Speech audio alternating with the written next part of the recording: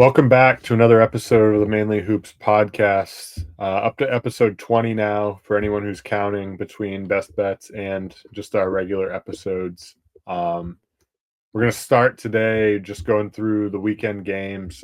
Sunday's games today. Not a very good slate of games, probably headlined by San Francisco and Loyola, which was going down to the wire. Looked like a pretty good game. Northwestern, Georgia Tech, I guess. Not much out there today, but yesterday we did have a good slate of games. So we're gonna run down through some of the results there, share a quick few thoughts before we move on to the games early this week, which there aren't really many good ones. We have the Jumpman Classic in Charlotte, and that's really about it. Yeah, not a great early week, but we're starting to get good Saturdays back, which is really big with football getting phased out a little bit. So definitely excited to have the big slates back, although it's a bit overwhelming at times, but definitely.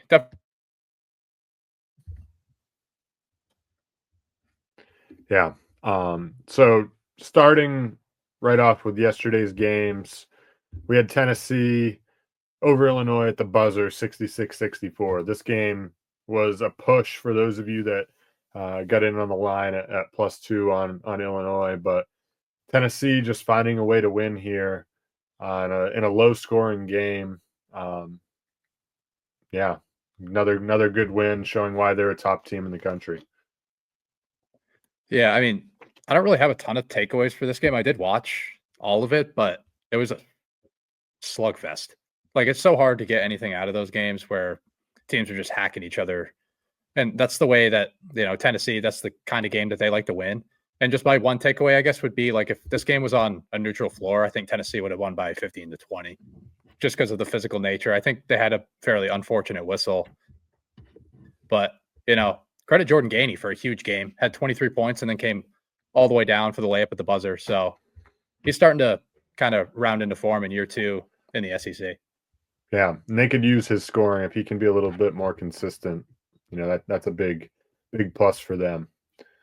So another game yesterday, we had Rutgers against Seton Hall. You were all over Seton Hall to cover the spread here, and they actually almost won it outright.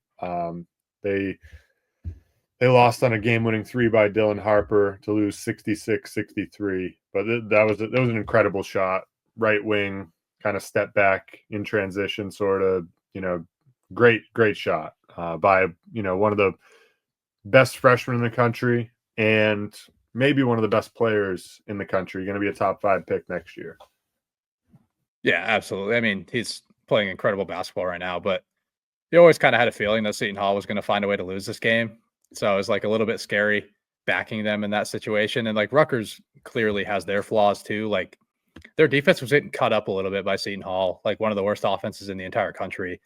But, credit them for finding a way to grind that game out. And yeah, hopefully they can figure some stuff out on the defensive end. Because obviously Seton Hall's tough to score on, but you can't be getting carved up by them, especially early in the game. Like Seton Hall shot over like 50% in the first half. It just can't happen.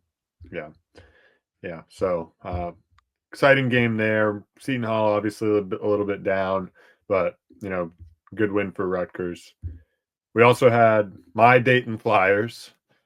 I got to get a shirt or something, but they picked up a massive home win over Marquette. And this was one of those wins we were talking about. If they were able to get this one, this is going to be a huge resume builder headed into, the rest of the season, especially once they get to March, if they're not able to win their conference. This was just a great win, and it was pretty tight, right? Most of the game. And Dayton ended up just pulling away at the end, ended up winning 71-63. Yeah, it didn't look good for a while. I mean, it started off with a brick fest, basically, but Cam Jones got into some early foul trouble, allowed Dayton to get back into the game. And then Dayton's offense eventually settled in against the pressure. And, they didn't turn the ball over all that much in this game. And they were able to carve through this Marquette defense a little bit. That's a little bit weaker when they don't force their turnovers. One guy I do want to shout out in this game is Chase Ross. Like he's been way better than I ever anticipated, like his offensive game coming along. Like He's hitting outside shots at a higher clip. His jump shot looks way better. He was able to grind through an injury. He got hurt at the end of this game too, but was able to come back in. He just makes incredible defensive plays as well. And he's going to be big for this Marquette team to have that second scorer on the perimeter when Cam Jones doesn't have it. So he stepped up, but obviously it wasn't enough against a tough team in Dayton. Yeah, Dayton's legit, I think. They've hung around with, as we've talked about, with everyone they've played thus far, and they've played a tough schedule. So they're looking like the real deal. And that should be fun with VCU and maybe even Rhode Island in that conference, even though I'm starting to not buy the Rhode Island hype so much. Yeah, no, I mean, it's strong at the top, but I don't know if your eyes really at the top. I think they're closer to 6 or 7. Yeah. Like you have Loyola in there. St. Louis hasn't really performed either, but I do think it's Dayton or VCU in this conference, and Dayton's just tough to guard. Like they have weapons all over the floor. They have 3 point guards out there that can generate offense at any time. So, yeah, they're going to be a tough out in the tournament as well, as they showed in Maui. Yeah. UConn picked up another quality win against Gonzaga at MSG, Store South, and held Graham Ike. He only scored 3 points in this game. Very frustrating night for him, I'm sure. So Dan Hurley's going to be very pleased with the way that his team played. For sure, yeah. I think the hate went a little bit too far after that Maui trip, as we've talked about countless times. The defense looked locked in. They shut down the post-up game, especially of Graham Ike. I mean, Ike had a ton of foul trouble, but when Huff came into the game, he wasn't really able to generate a ton of offense. Really, the only guy that stepped up was Caleb Battle. He had a bunch of tough shots, and he's going to be big for them when those guys don't have it. He was able to keep them in this game. Ultimately, yeah, it was the UConn defense that really was able to shine in this game, and especially Taurus Reed when Samson Johnson went down to injury at the end of the first half. So credit to them for pulling out this win. And I think everyone overreacted a little bit too much to UConn's struggles in Maui. Yeah. And man, Liam McNeely seems to be getting more and more comfortable. He got to the line 12 times in this game. Some of them were at the end, but he had 26, I believe. He's starting to look more and more comfortable and like the 5-star that they recruited there. Yeah, he just made winning plays in this game. He had a huge offensive rebound in this game as well. He was seemed like he was the first guy to almost every loose ball as well. He's just always in the right spot, making the right play, and finally starting to blossom into the guy that they need him to be, because the point guard creation isn't necessarily great. So him and Caravan are going to have to, carry the load a little bit on the perimeter, and they showed it the other night. Yeah. Mike Woodson, could you use him? I mean, you definitely could. Another game, Clemson was hosting Memphis, and this was just a final minute collapse really by Clemson in regulation anyway. They got up 5 after a Chase Hunter 3 with a minute left. Memphis answered right back with a 3 of their own. Then Clemson went down, turned the ball over. Dane Danger ended up tying it up, and they went to overtime. Definitely an unfortunate loss for Clemson. But, man, Tyrese Hunter is just – I don't even know how to describe it. He was terrorizing the University of Texas. I can't even explain. He was nothing like this at Texas last year. No, I mean, he was pretty good at Iowa State before he went to Texas too. So it does seem like he was just trying to bring down that program a notch. Obviously, we have a soft spot for Texas here. But, I mean, he went 7 of 11 from 3. Granted, a lot of them were, pretty open looks. I mean, he still knocked them down in a road environment. I don't remember him. Maybe he's just better than we anticipated. I don't remember him making those open looks at Texas too often. He never did. He never did it. He does it now. But right. Yeah, a little bit frustrating, but this is the type of team that Memphis is. They're gonna stay in the big games and possibly win them in any environment. They can go anywhere and win, but they can go back home and lose to a lot of different teams. They lost to Arkansas State pretty handily. Good mid-major program, but that's not a game that you're supposed to lose as a double-digit favorite. It's going to be the story with them all year. They're going to win some big games. They're going to lose some ones that they should easily win. Yeah, they're the one word I would use to describe them is just volatile, right? That's what they are. Yeah, they're the most volatile team in the country. Absolutely. Yeah. The Aggies went to Indianapolis, took down Purdue by 4. This game was fairly high scoring in the first half, and then second half, this game got very physical. Texas A&M was winning the race to every loose ball. It seemed like they were all over the glass. I think they picked up 14 offensive rebounds in this game, and they were just playing harder. It seemed like and more physical and really disrupting the Purdue offense. Trey Coffin-Wren looked a little bit uncomfortable. He tried doing things. He tried doing a little bit too much at times, I thought. But this is a great win for Texas A&M. Yeah, and these are the kind of games that they're going to win. The lower scoring, physicality type games, like they're going to win that thing every time, unless it's against like a Houston or an Iowa State or something like that, who thrive off of their physicality. But this is Purdue's kryptonite, apparently, is teams that pressure. Like they're just not great ball security wise. They don't have a second handler that they can trust. You know, Smith goes to the bench at any point, and it just feels like it's an automatic turnover about half the time. He was fine in this game. He hit a bunch of shots, but the other guys weren't able to hit their open threes. You know, like Colvin wasn't great.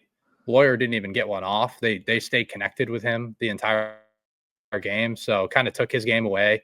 They took Ren away as well. They doubled every post up, so they kind of made Smith beat them in all facets, and he was able to do it in the shot making department, but a little bit tougher for him to do it playmaking wise. Yeah, Cam Heide had another awesome dunk late in this game. He just seems to be have a knack for that highlight dunk. Yeah, the athleticism just comes out of nowhere. Like, I don't get it. He makes one super athletic play every game and then goes back to the corner to wait for his open shot. And I don't know, he could use his athleticism a little bit more, maybe to get on the offensive glass, but he's never really been that great of a rebounder throughout his career. So, and maybe he can tap into that a little bit. Yeah. We also had Cincinnati take down Xavier by 3. Crosstown teams here. Yeah, Cincinnati won this game, but they didn't look like the better team. Xavier hung tight. They were winning this game for a while, honestly. I'm a little worried about Cincinnati. I'm a little worried about their shot selection. I'm not sure if it's a Wes Miller issue with the types of shots that they're getting, but this team's too talented to not, and too physical to not be scoring at the rim as often as they don't do it. So yeah, it was definitely a concern. This is a game that they should have won by a bit more, despite it being a rivalry. I think they should be able to outclass the Xavier team, especially physically, and they just weren't able to. But credit to them for scraping out the win. Yeah, and then the final game, man, Arizona is in a world of hurt right now. There was a point in this game I thought they kind of had it, and then for about the final 10 minutes they just gave it away. They absolutely did. They were up 13 at one point in this game. I think they only scored 5 points in the last like 10 or 11 minutes of this game. I think, like, yeah, it's a guard issue. It's a guard creation issue. Like, Love wasn't good again, but I think it's kind of a Tommy Lloyd issue. That they're not getting good looks, and I think he's okay with just taking like poor looks, average looks. Like, they ran pick and pop with Visar with like 4 or 5 minutes left in this game, like twice in a row with more than 20 seconds on the shot clock. Like, UCLA is giving you that shot. You can get that shot with 5 seconds on the clock if you want it. You can call the high pick and roll if you want, and then give him that look like late. Like, they just weren't really trying to generate great looks throughout the game. Like, they had a physicality edge on the interior, and Bilodeau picked them apart late. So I think Lloyd kind of just got outcoached in this game, especially down the stretch. And it's going to be a problem if they don't have the creation on the perimeter. Yeah, and UCLA definitely has their flaws. Like, they won this game, but I don't even know if I'd consider this them winning it or Arizona losing it, because I think Arizona more so lost this game. And 100%. UCLA might see a jump by 1 or 2 in the AP poll, but I don't see this being like a great win, because I didn't think they played very well either. They made more plays than Arizona down the stretch, because Arizona just is not very good right now, and I'm not sure they're very good at all. Yeah, no, they're middle of the pack of the Big 12. Like, it's just, I don't really see a path for them making it very far. Like, getting road wins in the Big 12 doesn't seem against pretty much any team. But yeah, UCLA has their flaws. I don't think they're that great of a team. I think they're fringy top 5 Big Ten team. Like I don't think they're. I just don't see it with the offense mostly. Like the defense is obviously going to be great under Cronin. If they can slow teams down, they're going to be fine. But long term, I just don't see the success. And they shouldn't have won this game. Like Arizona outplayed them for a longer period, but it was just down the stretch where, I think Tommy Lloyd just kind of crumbled. Yeah, no doubt. I know you have a few player shout outs you wanted to throw out there. First one being Lamont Butler. He had a huge game, didn't miss a shot. Yeah, 33-6. He just came back from injury against Louisville in a big rivalry win there. 10 for 10 from the floor and 6 of 6 from 3. It's a guy they're going to need because Kirk Reese is down. So imagine Lamont Butler playing, pretty much all the minutes at point guard. So they're definitely going to need him. And he stepped up big time. He's typically not known for his shot making, but 6 of 6 from 3 was impressive. Yeah. Another one for you. Mason Falslev, he had a big game against USF. Yeah, almost a triple double in this game. Went 27, 9, and 9.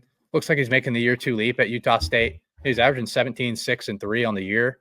And it looks like they have a pretty dangerous 1-2 combo in the Mountain West with him and Ian Martinez. Like they might sneaky be the best offense in that conference. So it really wouldn't surprise me if they made noise again and possibly won the Mountain West regular season crown for the second year in a row. Like they're definitely in it. Like there's 5 teams in this conference that can win it.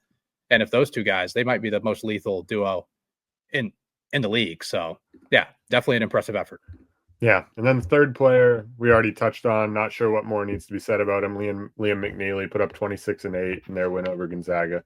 Just really starting to get more comfortable. Yeah. That's really all that needs to be said.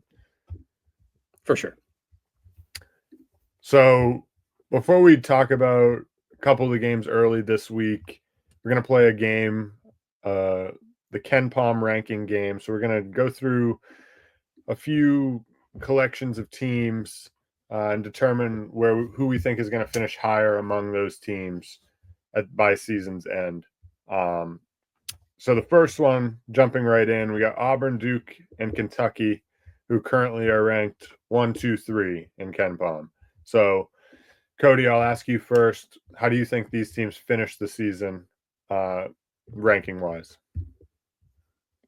I think Duke finishes 1, just because I do think there are a lot of paths for them to create a lot of blowouts in this conference and against some quality teams, especially being able to go on the road and beating up on some teams like, Wake Forest and Miami, or like even the bottom of the ACC. So I do see them, like their offense is going to get better throughout the year as well. So I'll take Duke 1. I'll go Auburn 2 because I think they're the best team in the SEC, and the team right behind them is Tennessee. I'll put them 3 just because I don't love the offense long term. Like I know they sit in the top 10 of KenPom right now. I just don't completely see it long term when they play like truly elite defenses. So Auburn and Duke are my top 2 teams in the country, and I have Tennessee a little bit lower right now. So, but I do have Auburn 1 at the moment, but I will flip that just because Duke has a real opportunity to go, like they could realistically go undefeated. I wouldn't be that surprised in the ACC. Auburn's going to go through a gauntlet. Like they're probably going to pick up 5 or 6 losses at some point in this conference. Like every team is in the top 100 of KenPom, so it's going to be a little bit of a tougher road for Auburn. Yeah, I'm with you. I hate to repeat basically what you just said, but I have the same order pretty much for the same reasons. I think that Auburn and Tennessee are both elite teams that on a neutral floor, they're going to be just as good as anyone. But I think the conference that they're in plays a huge role into where they finish in KenPom. I think Duke is going to pick up a bunch of wins and maybe, I don't know if they're going to go undefeated. Probably not, because it's just hard to do that in a 20-game conference season. But, I wouldn't be shocked at all if they only lost like 2-3 games in the ACC. And then a team like Auburn and Tennessee, they're going to have to go on the road into that gauntlet in the SEC and play against very tough opponents every game. Like there's no tough out on the road in the SEC this year. even going to play at Vanderbilt isn't the same as it was. Going to play at Missouri, who already knocked off Kansas, isn't the same as it was. Those are going to be difficult games, and especially when you have, you know, a week where you have 2 road games or something, those are going to be difficult. So, a lot of high emotion games. So, I fully expect those teams to be just fine. They're going to be at the top of the SEC, but when it comes to KenPom, I see them being below Duke just because they're probably going to lose, 4, 5, 6, 7 games maybe in the SEC because of how strong it is. Yeah, and obviously, like KenPom, takes consideration into the strength of schedule, but the Auburn and Tennessee are going to go on the road and lose to a team that's inferior to them by double digits at some point. Like I don't think that's all that bold of a statement. Like they're going to go on the road and play like a middle of the pack SEC team in like Mississippi State, and one of them is probably going to lose that game, if not both, and one of them's probably going to lose by double digits. Like it'll probably happen multiple times. It's just a gauntlet, and it just doesn't seem like it's going to happen for Duke. Like they honestly they outclass every single team in their conference. Like you could call Clemson the number 2 team right now, and they just lost a home game to Memphis, who is definitely inferior to Duke. So I'll take Duke to be number 1, and honestly, I think it's just a much easier road for them. Yeah.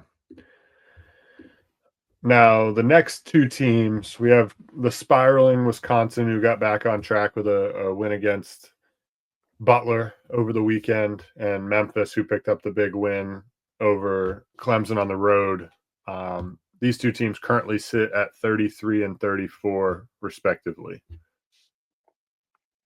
Yep, and I'll take Wisconsin to finish higher. I just think their floor is way higher. They're going to have more opportunities to play big games. Like they go on the road and lose to Purdue, and they keep it fairly close. Like they're not going to fall all that much.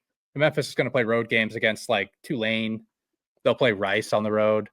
Would not surprise me at all if they played terrible and lost those games. Like they just lost a home game to Arkansas State. Like I don't think they finish higher than 34. I just don't see a path.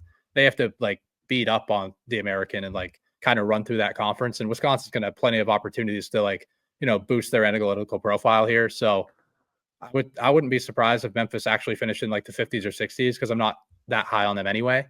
In Wisconsin, I think their floor is too high, even with bad losses. I like them a little bit more than the consensus, I think. Yeah, I think Memphis's efficiency is going to fall back to earth a little bit, at least with the rim merchant, Tyrese Hunter. I think that they're not 34th in KenPom worthy. I think they probably, like you said, end up more in that 50-60 range. I think Wisconsin, while I'm not super high on them, I think that they just have a much safer spot just because they're going to pick up better wins, I think, over the course, and they're going to play other teams tough, especially on their home court, that are ranked much higher than anyone that Memphis is going to play. Their strength of schedule is just going to be much higher, and they're going to play tougher opponents. So for that reason, I think Wisconsin definitely finishes above Memphis by season's end. For sure. I mean, it's almost a guarantee Memphis is going to lose to some teams at the bottom of the conference. And as talented as Penny Hardaway teams have been, like they've never won a conference championship in the regular season. So I don't expect anything different here. Like I think someone's going to emerge from the middle of the pack of this conference, just like last year with South Florida, to go up through and win the conference. Yeah. Now, the next one is an interesting one. Both teams playing great basketball. UConn sitting at 11th in KenPom versus Kentucky sitting at 12th. And I think I've been on UConn. I know that some people have been down. I think this is probably, I don't know how you feel, but I just think UConn is only going to go up. I think they're starting to get into conference play. They seem to be playing much better basketball. Obviously, they've got 3 straight victories following their Maui trip against high-level opponents. And Kentucky, again, they're gonna have a tough schedule coming. They're playing in the SEC. They're somewhere in that like 4 or 5 range, probably maybe 3. depending on how Alabama performs in the SEC. But they're going to lose some games, just like Tennessee and Auburn, like we talked about. UConn's winning some of these big games now out of conference. They're about to go in conference, and it looks like they're still the best team in that conference, without a doubt. I mean, maybe St. John's can lock them down, but I don't know. Like, Marquette's a good team, but I still think UConn's the best team in the Big East, and I think they're gonna be very successful. Maybe lose a few games in the Big East, but overall, like, I think they're gonna end up with not very many losses, and their offense is going to be super efficient. Kentucky's going to lose some games, I think, down the stretch in the SEC. So I think UConn's going to finish above them. Yeah, I would agree. I'd say UConn. I just think there are more room. There are more spots for UConn to slide. Efficiency wise, just because playing the bottom of the Big East, like obviously it's down, and they lose one of those games on the road or just don't play well in general, and they could slide significantly as opposed to a Kentucky team that can go on the road and lose to anyone, and they don't really slide all that much. I just think Kentucky, there's just a lot of room for their defense to kind of regress still at this point. I think they've been fairly fortunate. I think they can get bullied by some of these SEC bigs on the interior to, really drop the analytical profile of their defense. And UConn, obviously, I'm higher on the defense than KenPom is at the moment. I think they have them sitting in like the 60s right now. I think they finish closer to the top 25 than they do in that range. So, and the offense is still elite. Obviously, they did some work against Gonzaga, who the defense we're not all that high on, but they put in a lot of work there in that game. So I wouldn't be surprised if they finish top 25 on both sides of the ball. And I do think there's a lot of room for Kentucky's defense to slide. Yeah, I agree. And then the last one, we have the Hoosiers, Mike Woodson's squad, and Villanova. Man, is there a response that says they're going to be tied for 100th? I'm not. I mean, as you guys know, I'm not high on either of these teams. I guess if I had to say, I would say Indiana. I might pick to finish higher, simply because I think Villanova is not that good, and they're going to lose to some of those bottom end teams in the Big East.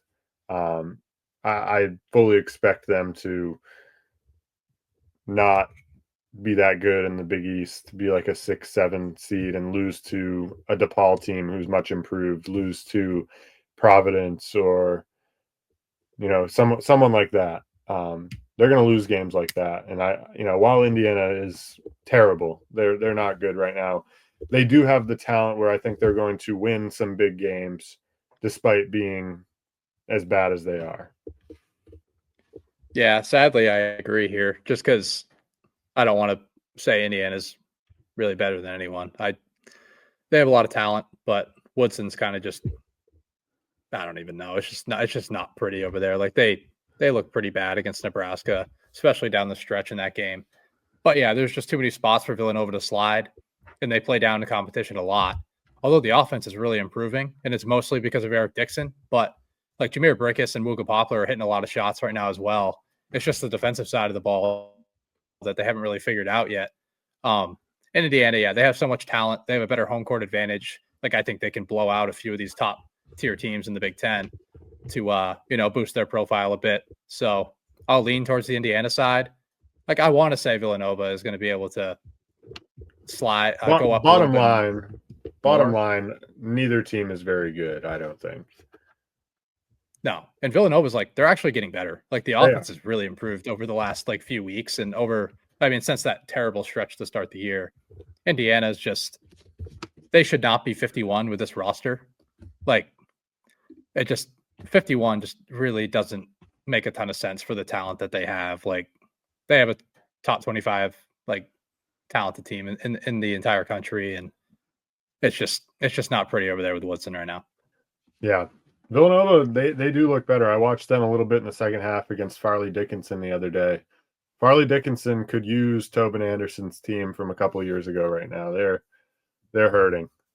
They're not good. Yeah. But Villanova, he hasn't done much work at Iona, so I don't know if that was just a one-off with Tobin Anderson and that one big win over Purdue, and then They haven't been healthy over there, but they haven't really done all that much. Maybe he'll find himself back at FDU at some point. Who knows? It could definitely. I guess it could happen. I don't know. Yeah, probably not. But he's not doing what Iona needs him to do after Patino left. So, we'll see how long that lasts.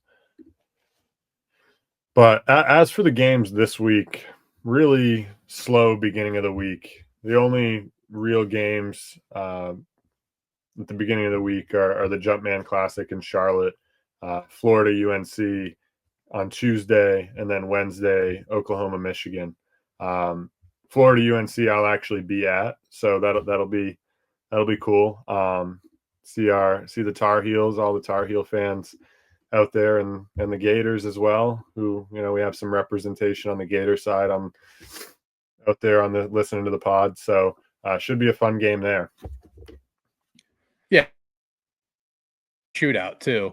Both offenses have some pretty big advantages here. Obviously, Florida on the glass against the Carolina front line that hasn't really figured out their rotation. They should have a field day on the glass. The perimeter, I think Carolina's perimeter can maybe give them some problems, but especially on the offensive side, I think off the dribble, I think they're going to be able to have a lot of success. And this will be the best offense that Florida has faced. Like we said, on the Best Bets pod, that like Arizona State was going to test them. They didn't really test them like off the dribble as much. They kind of relied on their outside shot making and didn't make a ton of shots, and they got crushed on the interior, which I do see happening again for Florida here. Like they're gonna, I don't know. This offense is just, I think they're top 10 in the country offense wise. They have a ton of shot making and they get all over the glass, and they've been able to take care of the ball a lot better than I anticipated. But there's just something there that makes me think that Carolina's going to win this game behind like a home friendly crowd. And I think they can outguard play Florida for the most part. And they just need to keep them off the glass just a tiny bit. And I think they'll be able to, scrape this game out. Yeah, this should be a really high scoring, fast paced game. I think the projected spread sits right now at Florida -4. Not really sure how I feel about that.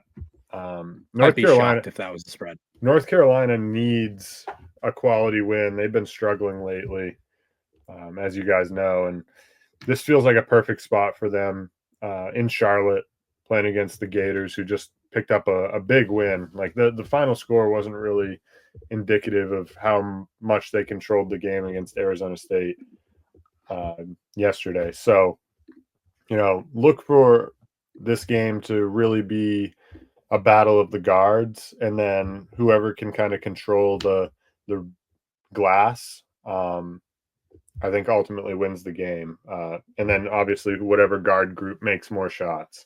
So I'm gonna expect UNC to get back on track a little bit.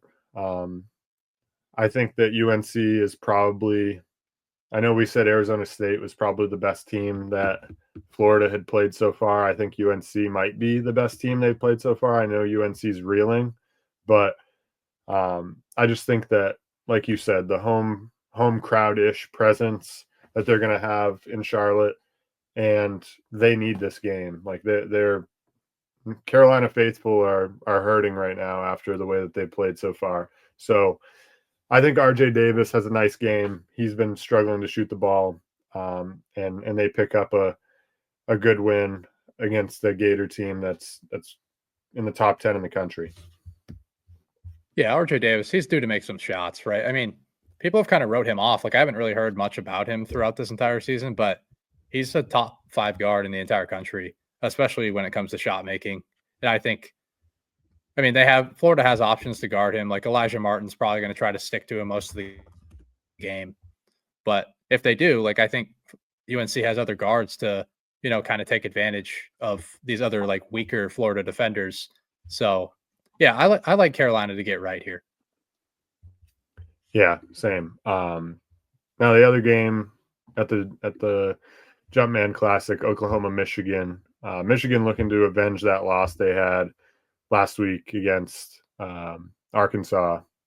They had the lead, came back all the way back, like we talked about, and then ended up ultimately losing the game. and Oklahoma, who has been a lot better than we've expected so far.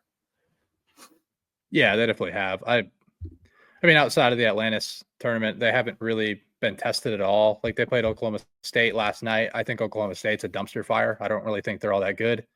So yeah, they were able to take advantage of that game as well. I think Michigan can outclass them here.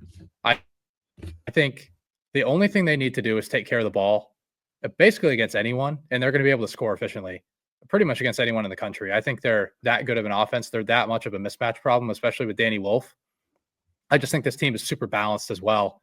In Oklahoma, like obviously they're playing way over their heads. Teams haven't made shots against them, and if you leave Michigan shooters open, it's going to be a long day. They have shooting depth all over the place. They have 4 guys in the starting lineup that can hit shots consistently, and they have a bunch of bench options if they happen to get in foul trouble, or they just want to use those guys to give other guys a breather. I think they have plenty of scoring depth in this game to kind of not expose Oklahoma, because I don't think they're like a bad defense by any means, but I do think Michigan is like pretty clearly the better team here, and they're going to be motivated to beat an undefeated team coming off of that Arkansas loss in their last marquee game that they could have easily won. They were up by 16 or 18 in that game, and kind of coughed it up, came back late, lost on a heartbreaker. So I do like them to sort of get right here.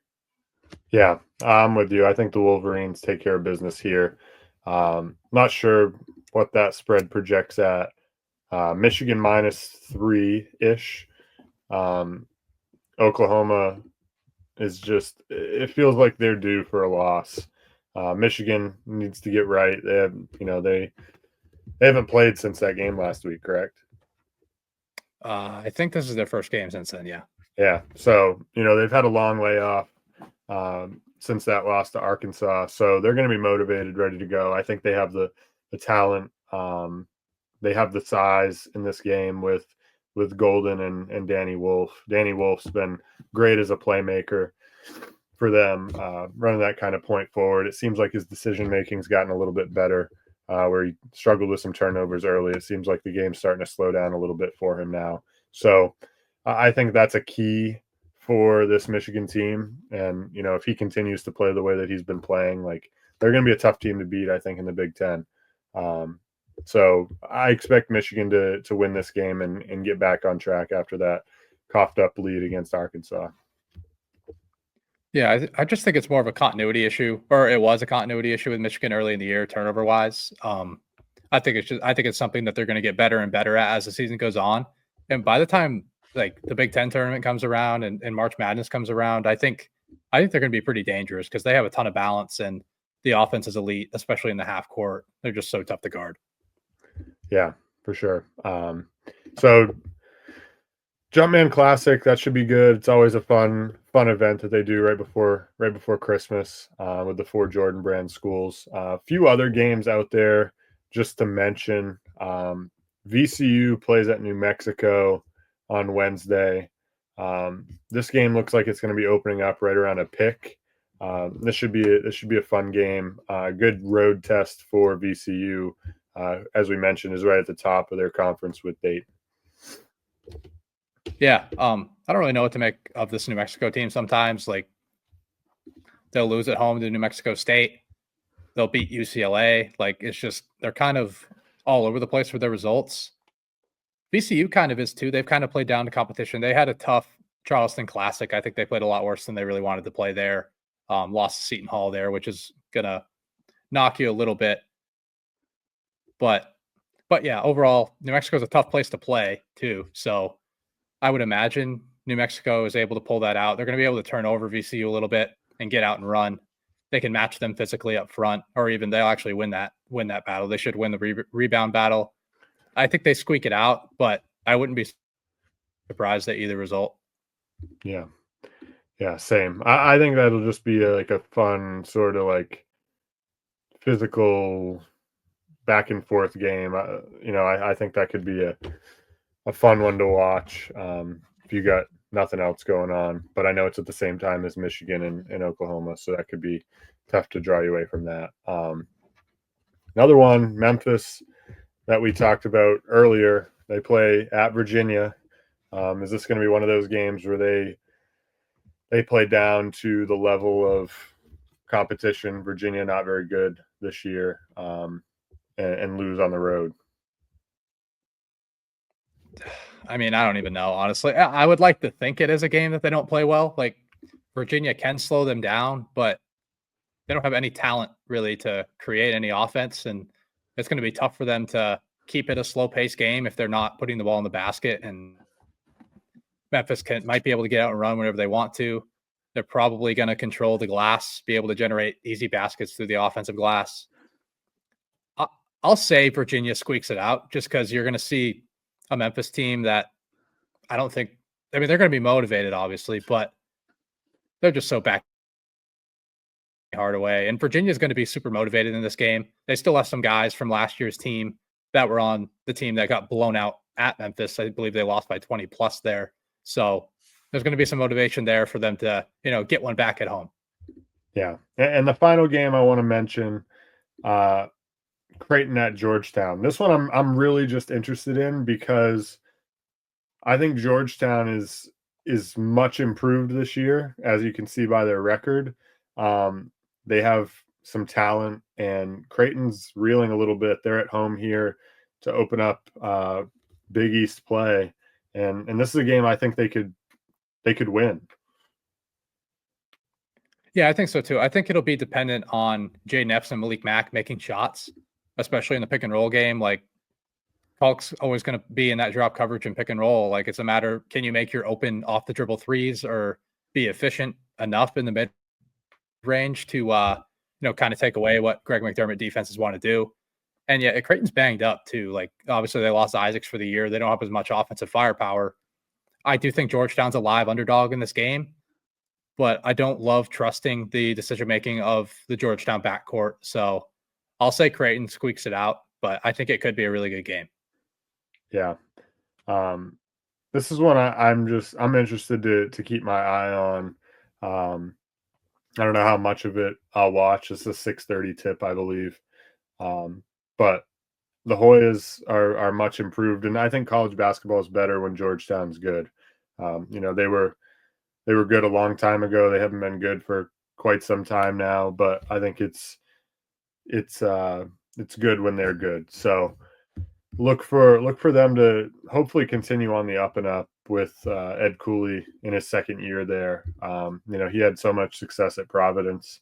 I was starting to count it out after the season they had last year, but they seem to be turning things around a little bit. Thomas Sorber seems to be legit for them. So, I'm excited for where Hoyas basketball is headed. Yeah, I think they can definitely be relevant again. I'm just not sure where the ceiling is for Ed Cooley-led teams. They've always had a high floor. They've always been able to compete against a lot of the tougher teams of the Big East when they play at home, at least. But I don't see like the ceiling for them to like maybe get back to the top of the Big East. So they're going to compete, and it's going to be a lot more fun with them, not being at the cellar. Yeah, they won't be the dumpster fire of the Big East, I don't think. So that's at least that's reserved encouraging. for Seton Hall, probably. Yeah, because DePaul's not bad. They play St. John's Tuesday, so don't expect them to win that game, but they're at least going to compete, I think. So that's encouraging for them at least, and Chris Holtman, as we've talked about. But as for other games at the beginning of this week, it's kind of a slow start to the week. We've got a better Saturday slate next week, and better games later in the week. So we'll dive into those games as the week goes on. One other thing, just wanted to quickly mention. Stay tuned. We're going to be starting a polls. We're going to do some against the spread polls for some sort of contest. We haven't quite figured out the details yet, so stay tuned for that. Likely be some giveaways involved with the winners of those things. So stay tuned on the socials for that stuff. We'll also have some content coming out. We'll have a best bets episode coming. We'll have some articles coming out here at the beginning of the week. So stay up to date on that stuff. Stay tuned, as I said, for that contest that we're going to be putting out. And other than that, hope you guys enjoyed, and we'll talk to you in the next episode.